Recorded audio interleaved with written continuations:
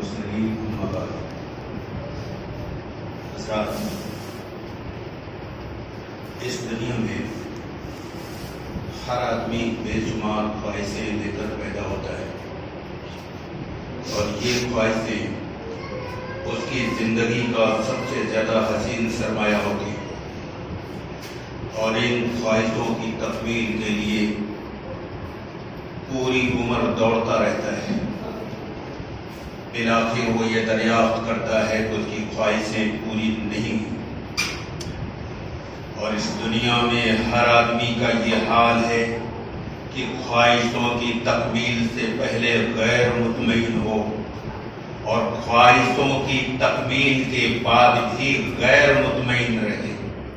توجہ چاہتا ہوں، عنوان چونکہ ایسا ہے کہ اگر اس کی ایک کڑی بھی چھوٹ جائے گی تو آگے کی بات نہیں سمجھ پائیں گے۔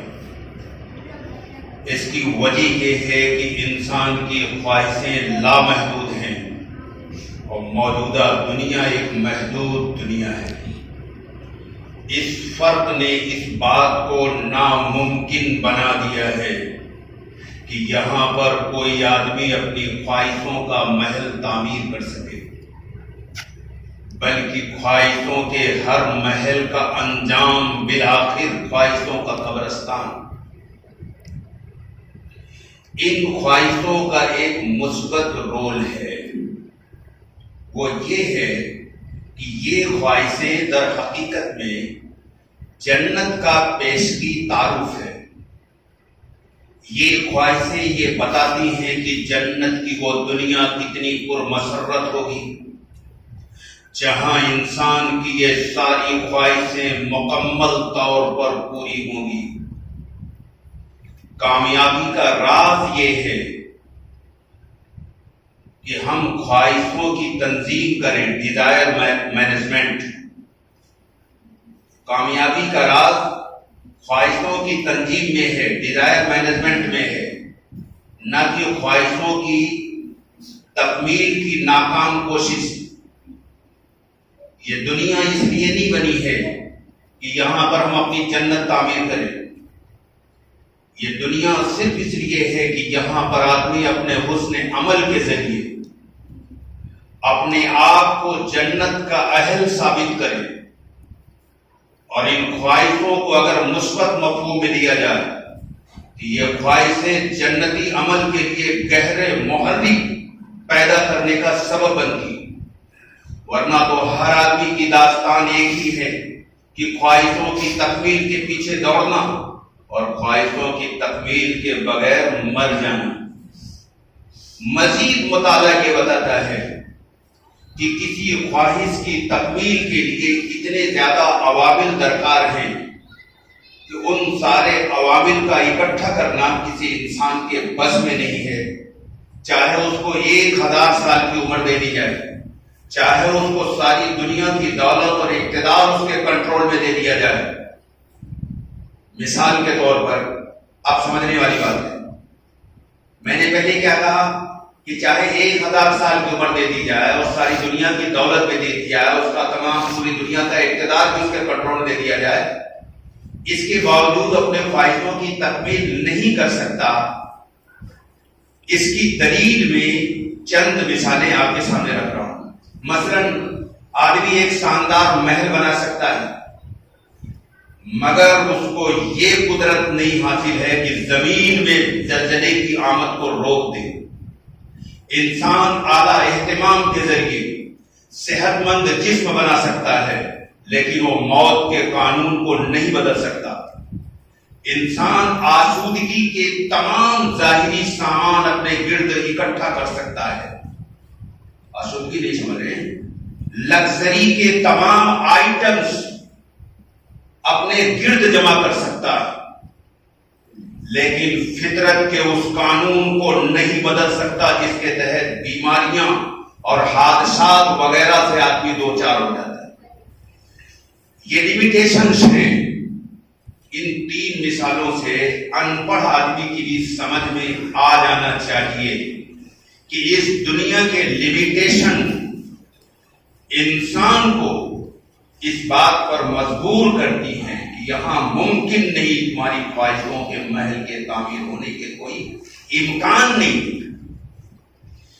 اس کے لیے اللہ نے وہ جنت بنائی ہے جو آئیڈیل جنت ہے، جہاں نہ حال کی تکلیف نہ مستقبل کا اندیشہ ہے، وہاں نہ کوئی ڈس ایڈوانٹیج ہے نہ کوئی لمیٹیشن ہے، وہاں نہ کوئی شور ہے نہ پولوشن ہے، وہاں نہ کوئی فساد ہے نہ کوئی وائلنس ہے. اللہ کی جنت مکمل معنوں میں ایک معیاری جنت ہے. یہ جنت ان لوگوں کے لیے بنائی گئی ہے کہ جو اللہ کے منتخب افراد ہیں تاکہ ان کو وہاں بسایا جائے. انسانوں میں سے جو لوگ خدائی معیار پر پورے اتریں گے ان لوگوں کو موت کے بعد کی جو زندگی ہے اس میں یہ جنت بطور انعام کے دی جائے گی، جس میں یہ ہمیشہ رہیں گے، اس میں سے کبھی نکلنا نہیں چاہیں گے. اور اس جنت کی طلب ہر آدمی کے اندر اللہ نے پیدائشی طور پر رکھ دیا ہے. اس زمین پر کامیابی کا راز اس میں ہے کہ ہر انسان یہ جانے کہ اس کی زندگی کے دو مرحلے ہیں، ایک موت سے پہلے کی زندگی، ایک موت کے بعد کی زندگی.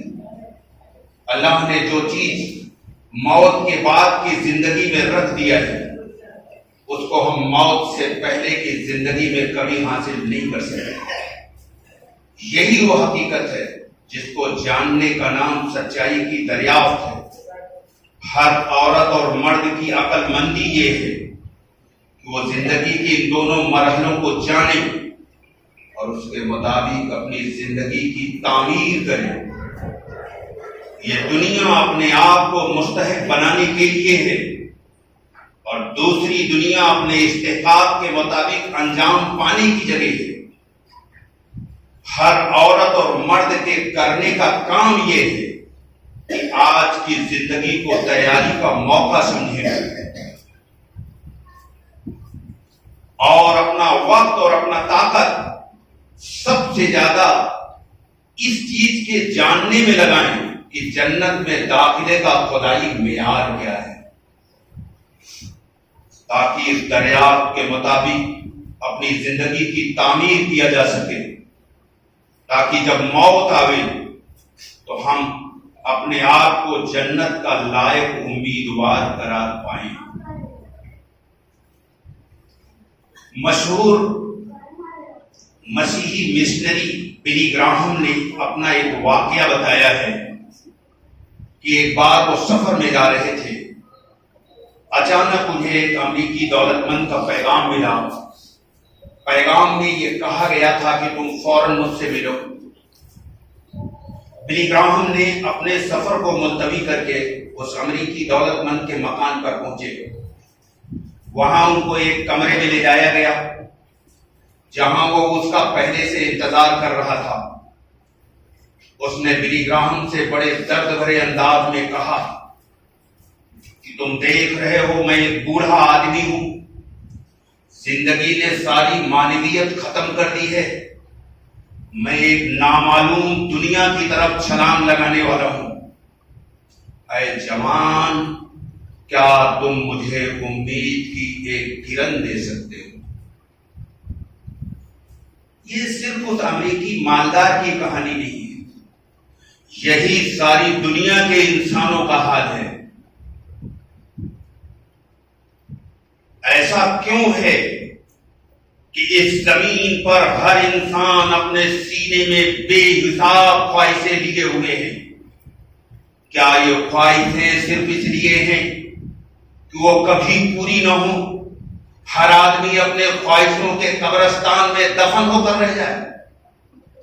ہر عورت اور مرد کے ذہن میں خوابوں کی ایک دنیا بسی ہوئی ہے. کیا یہ سہانے خوابوں کی دنیا صرف اس لیے ہے کہ وہ محض خواب بن کر رہ جائیں اور اس کی کبھی تعبیر نہ نکلی؟ ہر انسان تمناؤں کی ایک باغ اپنے سینے میں اگاتا ہے اور کسی کو یہ خوشی نصیب نہیں ہوتی کہ وہ اپنے اس باغ میں داخل ہو جائے. اس کی وجہ کیا ہے؟ یہ جان لیجیے آپ، انسان کے لیے فطرت کا ایک خصوصی قانون ہے جو اس وسیع کائنات میں اوروں کے لیے نہیں ہے. وہ یہ ہے کہ اللہ نے انسان کے لیے عمل اور جزا کے اصول کے تحت اس کی کامیابی کو رکھا ہے. آج کی زندگی عمل کرنے کی جگہ ہے، موت کے بعد کی زندگی عمل کا انجام پانے کی جگہ ہے. یہ وہ قانون ہے جو انسان کے تمام معاملے کو سمجھنے کے لیے چابی کی حیثیت رکھتا ہے. یہی وہ قانون ہے جس کو سمجھنے کے بعد انسان کی پوری زندگی بامانی بن جاتی ہے. یہ قانون انسان کے تمام سوالات کا اطمینان بخش جواب فراہم کرتا ہے. اس قانون کے مطابق موت سے پہلے کی زندگی انسان کے لیے بیج ڈالنے کا مرحلہ ہے، اور موت کے بعد کی جو زندگی ہے وہ جنت اور جہنم کی شکل میں انجام پانے کی جگہ ہے. موجودہ دنیا میں مادی کامیابی بھی اتنی ہی بے معنی ہے جتنی کی مادی ناکامی. یہ جملہ بڑا عجیب ہے، پھر سے دہراؤں گا، اور اس میں بہت ساری چیزیں ایسی آئیں گی جو شاید آپ کی سمجھ میں نہ آئے. تو جمعے کے بعد آپ سوال کریے گا، ہم اس کا جواب دینے کی کوشش کریں گے. موجودہ دنیا میں مادی کامیابی بھی اتنی ہی بے معنی ہے جتنی مادی ناکامی. یہ جملہ دراصل قابل غور ہے، اور اس کی مختلف شکل میں بے شمار مثالیں آتی رہتی ہیں. ان میں سے چند آپ کے سامنے لا رہا ہوں تاکہ بات واضح ہو جائے. جو لوگوں کو بھوت سوار ہے وہ بھوت اتر جائے، تاکہ وہ آخرت کو اپنا مقصد حقیقی بنا کر کے کام کرنا اور جینا سیکھ لیں. بامبی کے اندر 29 جولائی 2004 کو ایک واقعہ پیش آیا کہ 25 سالہ نفیسہ جوزف اپنے گلے میں پھندا ڈال کر کے خودکشی کر لیا، سوسائڈ کر لیا. حالانکہ وہ اس وقت وہ دنیا کی کامیاب ترین ماڈل بنی ہوئی تھی، اور ان کا یہ قول خود ان پر صادق آیا کہ مشہور ہونا پانی کے بلبلے میں رہنا ہے جو کسی لمحہ بھی ٹوٹ سکتا ہے. دوسری مثال، جملے کی تشریح میں بات آ رہا ہوں. کون سا جملہ تھا میرا؟ موجودہ دنیا میں مادی کامیابی بھی اتنی ہی بے معنی ہے جتنا مادی ناکامی. اس کی دلیل میں لا رہا ہوں. دوسرا، گوتم سنگھانیا جو ہندوستان کے صفے اول کے صنعت کاروں میں سے ایک ہیں، لیکن ان کو خوشی نہیں ملی. دولت کے انبار میں رہنے کے باوجود بے چینی کی زندگی گزار رہے ہیں. ٹائمز آف انڈیا کے نامہ نگار سے ملاقات کے دوران میں گوتم سنگھانیا نے اپنے بارے میں یہ بات خود کہی. یہ 1000 کروڑ کا مالک ہوائی جہاز اور کاریں اور تفریحی کشتیاں اور محلات کے انبار کے باوجود گوتم سنگھانیا 31 سال کی عمر میں بے چینی اور بے خوابی کی زندگی گزار رہے ہیں. یہ بھی 2004 22 اگست کی رپورٹ ہے. ٹائمز آف انڈیا کی ہی یہ بھی رپورٹ ہے. اس سے کیا ثابت ہوا؟ اس سے یہ ثابت ہوا کہ موجودہ دنیا میں اگر کوئی آدمی اپنے لیے کامیاب زندگی کا نقشہ بنانا چاہتا ہے تو اس کے لیے ضروری ہے کہ سب سے پہلے جان لے کہ اس معاملے میں اللہ کا نقشہ کیا ہے. اس دنیا میں کامیاب زندگی کی تعمیر کے لیے اللہ کے تخلیقی نقشے کی موافقت کر کے ہی حاصل ہوگی کامیابی. اس کے تخلیقی نقشے کو نظر انداز کر کے اس دنیا میں کوئی بھی آدمی کامیابی حاصل نہیں کر سکتا.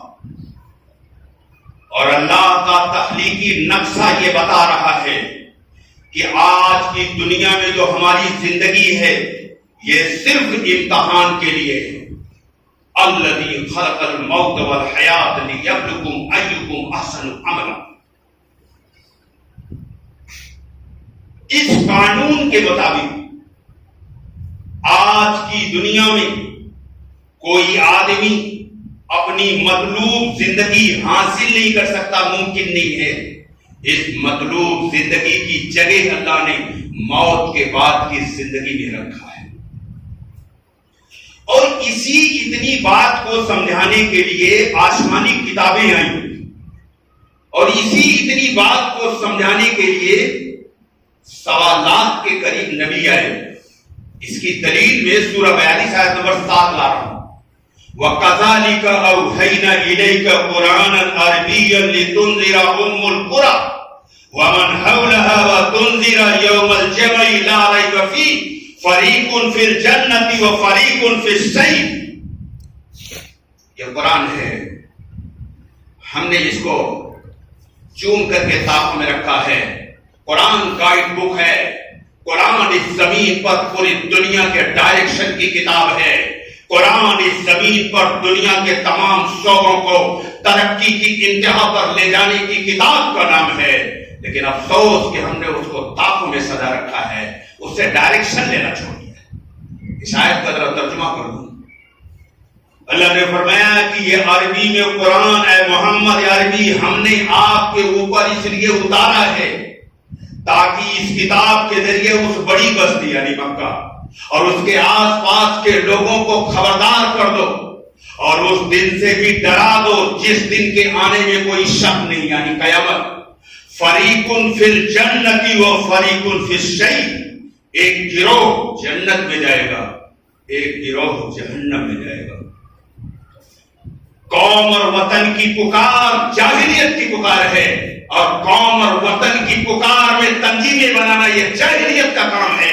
اسلامی تحریک وہ ہے جو لوگوں کو جہنم سے ڈرانے کے لیے کھڑی ہو، اسلامی تحریک وہ ہے جو دنیا کے تمام انسانوں کو جنت میں لے جانے کی محنت کر رہا ہوں۔ تمام انسانوں کی بات کر رہا ہوں، کنویں کے بیٹا والی نہیں کہ ہماری قوم، یہ جاہلیت کی باتیں نہیں۔ دنیا کے تمام انسانوں کو جہنم سے ڈرانا یہ قرآن بتا ہے، دنیا کے تمام انسانوں کو جنت میں لے جانے کی کوشش کرنا، اور یہ کس سطح پر اور کیسے ہونا چاہیے اس کو بھی بہت اختصار کے ساتھ عرض کروں گا، بہت مختصر۔ کل ہمارے پاس ایک مہمان آئے خدرہ سے جو ممتاز ڈگری کالج میں کلرک ہیں۔ انہوں نے ہم سے کہا کہ ہم سے ایک غیر مسلم نے کہا کہ ہم کو کچھ نصیحت کر دیجیے، تو ہم نے اس کو الحمدللہ رب العالمین ہندی میں ترجمہ کر کے بتایا۔ ترجمہ انہوں نے جو بتایا اس میں تھوڑا میں کریکشن کے ساتھ بتانے جا رہا ہوں کہ ترجمہ عام طور پہ لوگ جو کرتے ہوئے وہ بیچارے بھی کیے۔ لوگ کیا ترجمہ کرتے ہیں اس کا کہ تمام تعریفیں اس اللہ کے لیے جو سارے جہان کا پالن ہار ہے، یہ صحیح ترجمہ نہیں ہے۔ حقیقی تعریف اس رب کے لیے ہے جو سارے جہان کا پالن ہار ہے، ورنہ تعریف تو اور بہت ساری چیزوں کو ہوگی، وہ کرنے کا حکم ہے، کرنا چاہیے، لیکن حقیقی تعریف صرف اللہ کی۔ تو انہوں نے کہا کہ میں نے یہ اس کو ہندی میں بتایا، اور اس کے بعد پھر یہاں کے ملک کے سب سے بڑے سربراہ کی جو کمیاں ہیں وہ شکایت کرنے لگے خود ہی یہ بتانے کے بعد، اور یہ ان کا قصور نہیں۔ میں نے ان سے کہا یہ آپ شرمائیے گا نہیں، اپنے اوپر مائنڈ نہ کریے گا، آپ تو غیر عالم ہیں۔ پوری دنیا کے تمام ہمارے چاہے وہ ریلیجیس ہوں چاہے وہ پولیٹیکل ہوں، تمام لیڈر کا یہی حال ہے کروڑوں میں بات کو چھوڑ کر کہ ایک طرف وہ اللہ کا پیغام دیتے ہیں، دوسری طرف ان کی شکایت بھی کرتے ہیں۔ داعی کے لیے قوموں کی شکایت ایسے ہی ممنوع ہے، صدر ممنوع ہے، جیسے آپ حرام اور حلال کی اصطلاح میں بات چیزوں کو جانتے ہیں، ایسے داعی کے لیے شکایت اس درجے میں منع ہے۔ اور ثبوت کے بے شمار چیزوں میں سے ایک دینے جا رہا ہوں۔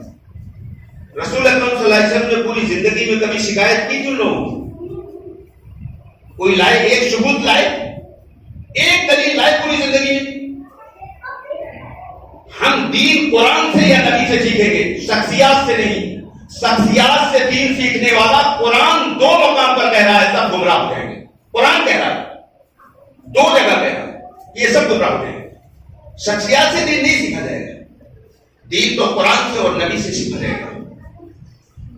تو لوگوں کی جو شکایتیں ہیں، جو ان کی برائیاں ہیں، اس کو ایک مثال سمجھ لیجیے کتنی غلط چیزیں. مثلا کوئی دکاندار اپنے گراہک کی برائی نہیں بیان کرتا، کرے گا تو وہ گراہک اس کے ہاں مال نہیں لے گا، چلا جائے گا، خریدے گا نہیں، ناراض ہو جائے گا. اس لیے ہر دکاندار اپنے گراہک کی تمام کمیوں کو نظر انداز کرتا ہے، اس کی بد اخلاقی کے باوجود اس کے ساتھ اخلاق اور محبت سے پیش آتا ہے. تو ہم بھی تو دکانداری ہیں، اللہ نے ہم کو دکاندار بنا کے بھیجا، قرآن میں کہا ہے ہم دکاندار ہیں. اور ہمارے پاس جو مال سپلائی کرنا ہے وہ 3 مال ہے. ایک توحید کا مال ہے، ایک آخرت کا مال ہے، ایک رسالت. یہ تینوں چیزیں دنیا میں بسنے والے تمام انسانی ہمارے گراہک ہیں، جو غیر ایمان والے بیچارے ہیں، ان تک پہنچانا ہے. اب یہ عقل پر ماتم کرنے کو جی چاہتا ہے، مطلب کس قدر ان کی عقل خبت ہو گئی کہ انہی لوگوں کی تم برائی کرتے ہو جن تک پیغام پہنچانے جا رہے ہو. تو تمہارا پیغام کبھی قبول کرے گا؟ آپ ان کی برائی کرو گے، آپ کا پیغام وہ کبھی لے گا؟ اس لیے نبی کی پوری زندگی میں اس کا کوئی ثبوت نہیں ملتا ہے. یہ تو اور ہمارا حال کیا ہے کہ ہم جو کسی اسٹیج پر یا کہیں بیٹھیں گے تو ایسا لگتا ہے کہ ہم کو قرآن حدیث کے ذخیرے میں کچھ یاد نہیں ہے. شکایت سے ہی آغاز ہوتا ہے، یہ ظالم ہیں اور یوں ہیں اور تیوں ہیں اور ایسا کر رہے ہیں ویسا کر رہے ہیں اور ہم یوں کر دیں گے اور کر کچھ نہیں پاتے، مچھر بھی نہیں مار پاتے. یہ ہماری تقریریں ہیں. آپ یہ بڑی کڑوی اور بڑی سچ باتیں ہیں. بھائی گراہک کی برائی نہیں کی جاتی، گراہک کے ساتھ حسن اخلاق کا برتاؤ کیا جاتا ہے تاکہ وہ ان باتوں کو جو آپ پیش کرنا چاہتے ہیں اس کو وہ سنے اور سننے کے بعد وہ شاید قبول بھی کر لے. اس لیے آپ کو اس کے ساتھ اخلاق اور محبت کا مظاہرہ کرنا چاہیے. اور اس پر قرآن بھرا پڑا ہے، حدیث بھری پڑی ہے. آپ جانتے ہیں منافقین کی نشاندہی اللہ نے کر دیا کہ یہ منافق ہیں، اللہ نے بتا دیا حضور کو. اور وہ کب کے دشمن تھے اسلام کے، لیکن اللہ کے نبی نے اس کے باوجود ان کے ساتھ محبت کا سلوک کیا، ان کے ساتھ نفرت نہیں کیا، ان کی برائی نہیں کیا، ان کا بائیکاٹ نہیں کیا، بلکہ ان کے ساتھ محبت کا سلوک کیا. بہت سارے واقعات میں سے ایک بتانا چاہتا ہوں. اس زمین پر تمام اہل علم کو پتا ہے اور آج آپ بھی جان لیجیے کہ سب سے بڑا جو دشمن اسلام تھا اس کا نام عبداللہ ابن ابی، یہ منافق تھا. منافق کو مشرکین اور یہود اور نصارہ سے بھی زیادہ عذاب دیا جائے گا، یہ قرآن کہہ رہا ہے. میں اس کی تفصیل میں نہیں جانا چاہتا. تو یہ اتنا بڑا دشمن اسلام تھا عبداللہ ابن ابی، لیکن اللہ کے رسول کا کیا برتاؤ ہے اس کے ساتھ جانتے ہیں آپ؟ اگر میں پوری تفصیل بتاؤں تو 1 گھنٹہ چاہیے مجھے. میں بہت مختصر میں 1-2 جملے بتا دینا چاہتا ہوں. یہ اتنا بڑا دشمن تھا اور پیغمبر نے اس کے ساتھ کتنی بڑی محبت کا، ہمدردی کا ثبوت دیا. اس میں سے ایک بتا رہا ہوں، بہت سارے واقعات ہیں حضور نے. جب اس کا انتقال ہوا تو آپ صلی اللہ علیہ وسلم نے اپنا کرتا مبارک اس کو پہنایا اور اپنا لعب دہن اس کے منہ پہ لگایا. یہ کون ہے جس کو اللہ کے نبی اپنا کرتا عنایت کر رہے ہیں؟ یہ کون ہے جس کے منہ پر اپنا لعب دہن کہتے ہیں دھوپ کو یار، ٹھیک ہے، میں بھول جاتا ہوں، آپ کی رعایت نہیں کر پاتا، اس کے لیے معذرت. تو اللہ کے رسول نے اپنا تھوک جو ہے اس کے منہ میں لگایا اور ایک روایت میں آتا ہے کہ آپ نے فرمایا کہ میرے کردے کے رہتے ہوئے اس کو آگ نہیں چھوئے. تو پھر آپ نے یہ بھی فرمایا کہ جب اس کو قبر میں اتارا گیا تو میرا کرتا فرشتوں نے الگ کر دیا، میرا لعب دہن ہٹا دیا گیا اور جہنم کی آگ اس میں دہکا دی گئی. یہاں ہمارے آپ کے لیے عبرت کی کیا چیز ہے؟ کیا ہے جو میں آپ کو بتانا چاہ رہا ہوں؟ جو لوگ بہانے کرتے ہیں کہ یہ تو دشمن ہے اور یہ ہے وہ، یہ کتنی جھوٹی اور بے بنیاد باتیں کرتے ہیں. میں نے دنیا کے سب سے بڑے دشمن کی بات بتا دیا اور دنیا کے سب سے بڑے ایمان والے محمد الرسول اللہ صلی اللہ علیہ وسلم کا رول بتا دیا. ان سے بڑا کوئی ایمان والا نہ پیدا ہوگا نہ قیامت تک پیدا ہوگا. انہوں نے دنیا کے سب سے بڑے دشمن کے ساتھ محبت کا سلوک کیا، بھائی چارگی کا سلوک کیا، انسانیت کا برتاؤ کیا۔ اب کوئی بچا؟ کوئی دشمن بچا آپ کا؟ کوئی دشمن نہیں بچا جب اتنے بڑے دشمن کے ساتھ یہ معاملہ ہو۔ تو یہی طریقہ ہم کو بھی اپنانے کی ضرورت ہے، نہ کہ اپنی مرضی سے کچھ ادھر ادھر کی چیزیں لائیں۔ اس سے نقصان ہوا آج تک اور مستقبل میں اور نقصان ہوگا۔ اصل عنوان پہ آتا ہوں، یہ تو بات ضمناً ادھر آ گئی۔ اصل عنوان تو میرا اس آیت کی روشنی میں یہ تھا کہ فریقٌ فی الجنۃ و فریقٌ فی السعیر، ایک گروہ جنت میں ہوگا، ایک گروہ جہنم میں ہوگا۔ تو اس سے یہ معلوم ہوا کہ اصل جو مسئلہ ہے اس دنیا میں وہ آخرت کا مسئلہ ہے۔ اسی کے ٹیسٹ میں ہم لوگ یہاں بھیجے گئے ہیں۔ جو اس ٹیسٹ میں پاس ہو جائے گا وہ ہمیشہ ہمیشہ کی جنت میں عیش کرے گا۔ کتنی عجیب بات ہے۔ اور جو فیل ہو گیا اس چلنے کی دنیا میں، ہمیشہ ہمیشہ کی آخرت اس کی خراب ہو جائے گی۔ اور وہ کیسی آخرت ہے اس کی جو مثال اللہ کے رسول نے دی، اس سے بڑی کوئی مثال نہیں مل سکتی۔ آپ نے فرمایا دنیا کی زندگی کے مقابلے میں آخرت کی زندگی اتنی بڑی ہے کہ جیسے سمندر میں سوئی کو ڈال کر نکال لیا جائے، ڈبو کر کے سوئی نکال لیا جائے تو سوئی کی نوک پر جتنا پانی لگا وہ ہے ہماری یہ دنیا کی زندگی، جس میں ہم راتوں دن پریشان ہیں۔ اور جو سمندر کا پانی ہے وہ آخرت کی زندگی ہے۔ اور ایک بہت بڑے محقق نے آخرت کو سمجھانے کے لیے ایک واقعہ لکھا ہے۔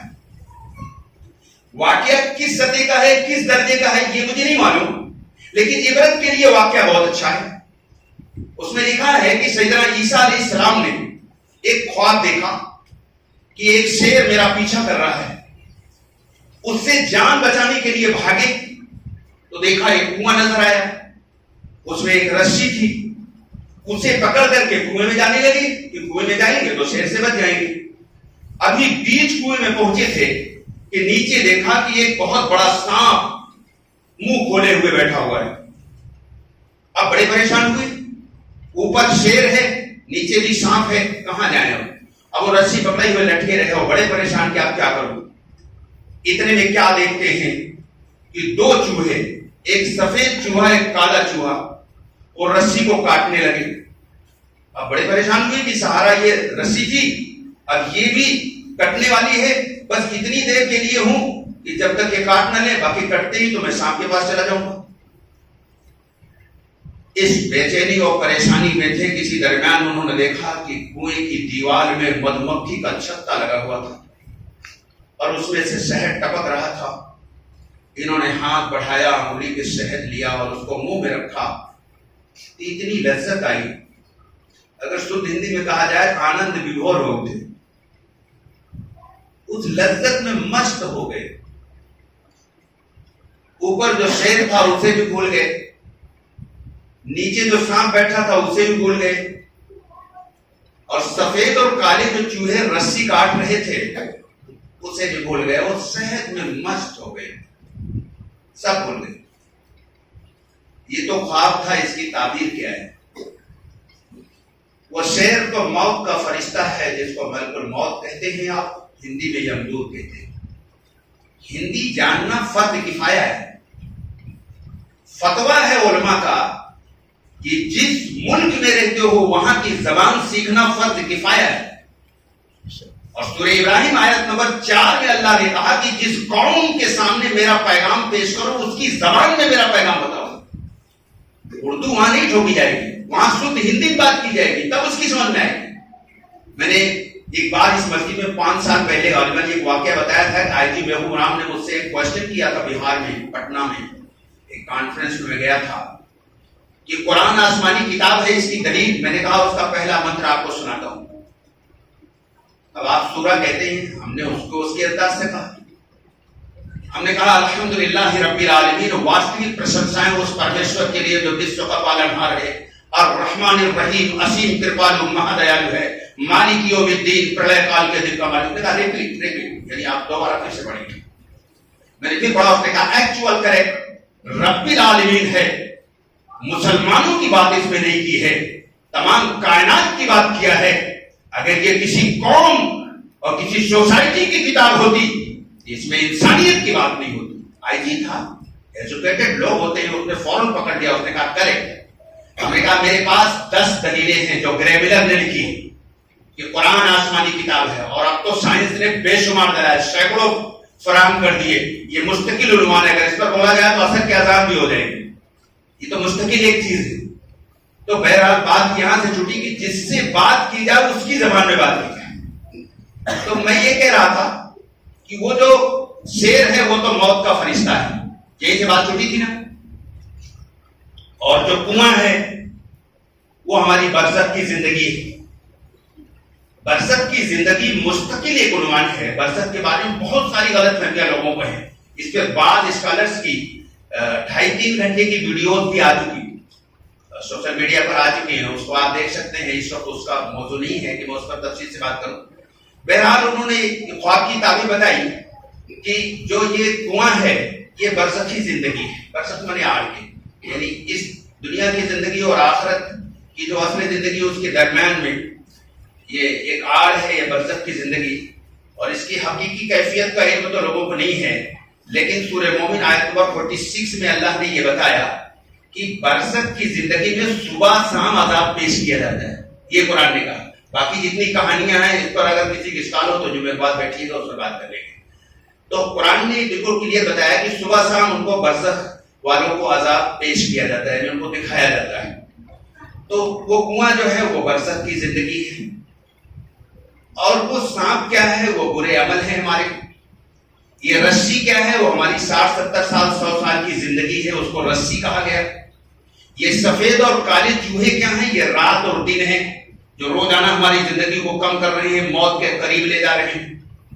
اور وہ شہد کیا ہے, لکھنؤ کے روشن ضمیروں, شہد کیا ہے, یہ ہے بیوی, یہ ہے بچے, یہ ہے سوسائٹی, یہ ہے بینک بیلنس, یہ ہے ڈرائنگ روم کا ڈیکوریشن, یہ ہے ربڑی ملائی برفی آئی سلوا کے ذائقے, جس میں ہم ایسے لگ گئے, ایسے کھو گئے جیسے یہی ہمیشہ رہنا. کوئی مرنا نہ تھوڑو ہے, وہ تو نادان لوگ ہیں, نوز باللہ جو مر جاتے ہیں. ہم عقل مند آدمی, ہمیں تھوڑا موت آئے گی.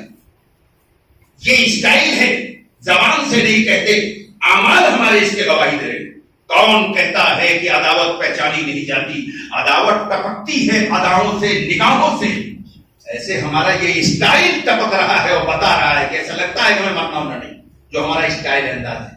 میرے بھائیوں, وہاں آدمی خون کے آنسو روئے گا اور کورونا کام نہ دے گا اگر ہم نے اس کا زندگی گزار لی. قرآن نے جو نقشہ کھینچا ہے اس میں سے ایک ہلکا سا لا رہا ہوں. سورہ واقعہ میں اللہ نے کہا ثم انکم ایھا الضالون المکذبون لاکلون من شجر من زقوم فمالئون منها البطون فشاربون علیہ من الحمیم فشاربون شرب الہیم ھذا نزلهم یوم الدین. اے بھٹکے ہوئے جھٹلانے والے لوگوں, تم کو زقوم کا درخت کھلایا جائے گا. اس زقوم کی تفسیر میں نہ جا کر ایک جملے میں یہ ہے کہ یہ اتنا بدبودار اور کڑوا ہے کہ اگر ایک پھل اس زمین پر ڈال دیا جائے تو یہاں کی ساری چیزیں زہریلی اور بدبودار ہو جائیں گی, کوئی چیز کھانے کے لائق نہ بچے گی. اب ایک اشکال پیدا ہوتا ہے کہ ایسا کیسے ہوگا ایک پھل سے؟ تو آج سائنس نے قرآن پر اس طرح کے جتنے اشکالات تھے سب کا 2-2-4 کی طرح جواب دے دیا. آئیے ایک سائنٹیفک جواب سے اس کی وضاحت کرتا ہوں, پھر آگے کا ترجمہ کر کے بڑھ کر بات ختم کرتا ہوں. آج سائنس نے ہائیڈروجن بم, ایٹم بم تیار کیے اور ان کا یہ دعویٰ ہے کہ اگر ہم ایک کو اگر گرا دیں اس زمین پر تو پوری دنیا ختم ہو جائے گی. منی کے گندے قطرے کا بنا ہوا 6 فٹ یا 7 فٹ کا انسان اگر ایسی چیز بنا سکتا ہے کہ اسے ایک کے گرنے سے پوری دنیا ختم ہو سکتی ہے, تو یونیورس کا کریٹر جس نے اس پوری دنیا کو وداؤٹ مٹیریل اور وداؤٹ سیمپل بنایا ہے, کیا وہ اپنے ظالم بندوں کے لیے, نافرمانوں کے لیے ایسا پھل نہیں تیار کر سکتا ہے کہ جس کا ایک پھل دنیا کی ساری چیزوں کو زہریلی بنا دے؟ کیا آپ یہ کہنا چاہتے ہیں کہ انسان زیادہ طاقتور ہے؟ نعوذ باللہ. رب کے سامنے ان کی حیثیت کیا بنتی ہے؟ مکڑی اور مچھر کہنا بیوقوفی ہے. جو لوگ ہمارا پچھلا بیان سائنٹیفک پیٹرن پر اللہ کی عظمت والا سنے ہوں گے، جس میں ہم نے پوری دنیا کا نقشہ کھینچا کہ آج سائنس نے کیا تحقیق کی ہے، یہ آپ کی پوری زمین 0 پوائنٹ پر نہیں بستی. تو انسان کو تو مچھر کہنا بھی جھوٹ ہو جاتا ہے. مچھر کا کروڑواں حصہ بھی نہیں بستا. اس کا تو کوئی وجود ہی نہیں ہے، اس کی کوئی حیثیت ہی نہیں ہے. وہ مستقل ایک الگ چیز ہے. وہ اللہ ایسا پھل کیوں نہیں بنا سکتا؟ اور پھر پیٹ بھر کر اسے کھائے گا، قرآن کہہ رہا ہے. اور پھر کھاتے ہی فطری چیز ہے، اتنا بدبودار اور اتنا کڑوا ہونے کے باوجود وہ بھوک کی شدت کیا ہوگی؟ تصریح کا وقت نہیں ہے، ترجمہ کر کے جلدی سے گزر رہا ہوں، بات کو ختم کرنا ہے کہ اس کے باوجود اسے خوب کھائے گا. اور کھاتے ہی فطری بات ہے، پیاس لگتی ہے تو کھولتا ہوا پانی دیا جائے گا، قرآن کی شاید میں کہا.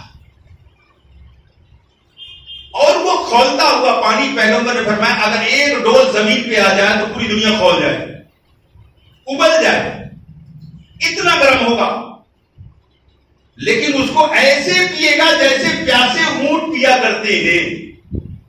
قرآن کا انداز تو دیکھیے کس سائیکولوجیکل اعتبار سے یہ بات پیش کی ہے کہ قرآن نے کہا کہ وہ کھولتا ہوا پانی اتنی پیاس کی شدت ہوگی کہ ایسے پیے گا جیسے پیاسے اونٹ پیا کرتے ہیں. ھذا نزلهم یوم الدین، یہ تمہارا سواگت ہے آج کے دن یعنی قیامت کے دن. یہ تمہارا استقبال ہے، یہ کھولتے ہوئے پانی سے آج تمہارا میں استقبال کر رہا ہوں. تم نے میری زمین پر رہ کر میری دی ہوئی جوانی اور طاقت کو دنیا کی تمام چیزوں کے خاطر پلنے پہ لگایا، لیکن تم نے میری نافرمانی کیا، میری اطاعت نہیں کیا. تو آج اس کے بدلے میں تجھے کھولتا ہوا پانی پلائیں گے اور یہ زقوم کا بدبودار پھل کھلائیں گے. ھذا نزلهم یوم الدین، یہ تمہارا سواگت ہے، یہ تمہارا استقبال ہے، یہ تمہارا ویلکم ہے. تو کتنی خطرناک زندگی. ایک جملے میں اگر کہوں تو سور سے گندی زندگی ہے. کیوں؟ اور سور لفظ اس لیے میں اکثر تقریر لاتا ہوں کہ مسلمانوں کی بڑی تعداد میں مشہور ہے کہ سور کا نام لینے سے 40 دن تک ناپاک رہتے ہیں. بےہودہ بات، جھوٹی بات.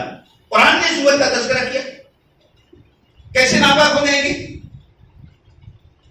سور سے زیادہ بدتر زندگی جس نے یہاں اللہ کو ناراض کر زندگی گزارا وہاں کیوں ہوگی؟ اس لیے کہ سور جہنم میں نہیں جائے گا. سور نہ جنت میں جائے گا نہ جہنم میں جائے گا، مٹی بنا دیا جائے گا. تو جو انسان جہنم کی آگ میں جلے گا تو یہاں کوئی تکلیف آتی ہے، آدمی سوچتا ہے موت آ جائے، چھٹی مل جائے، گلے کا کینسر ہو جاتا آدمی، اس کے ماں باپ بھی سب سوچتے ہیں کہ بچہ مر جاتا تو اس کو بھی آرام مل جاتا، مجھے مل جاتا. خود ماں باپ کمائی کرنے لگتے ہیں. یہاں تو چھٹی مل جاتی، وہاں چونکہ موت کا قانون ختم ہو جائے گا، وہاں موت نہیں آئے گی. اور قرآن کہتا ہے کلما نضجت جلودہم بدلناہم جلودا غیرہا لیذوقوا العذاب، کہ جب اس کی کھال جل جائے گی ہم اس کی جگہ نئی کھال بنا دیں گے، لیذوقوا العذاب، تاکہ عذاب یہ چکھتا رہے. موت نہیں آئے گی. تیرے آزاد بندوں کی نہ یہ دنیا نہ وہ دنیا، یہاں جینے پہ پابندی، وہاں مرنے پہ پابندی.